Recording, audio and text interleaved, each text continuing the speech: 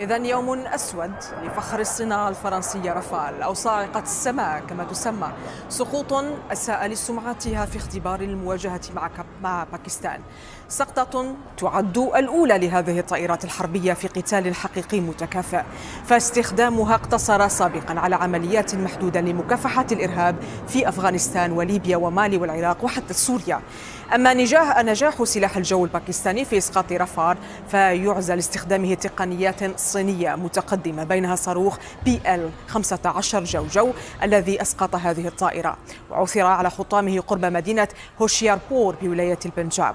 غير أن الناد لرافال في الأجواء الباكستانية تمثل بمقاتلة تشينغ دو G-10C حاملة الصاروخ، وهي من طراز صيني أيضا، مدعومة بأنظمة حرب إلكترونية متقدمة لتعطيل الرادارات والاتصالات الخاصة برافال والتشويش عليها بالأجواء.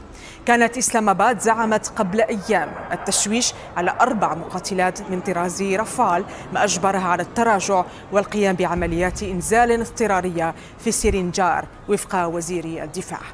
يذكر أن المقاتلة رافال تعد من الأصول الثمينة للقوات الجوية الهندية، مع امتلاكها 36 طائرة منها وتوقيعها صفقة لشراء 26 طائرة أخرى.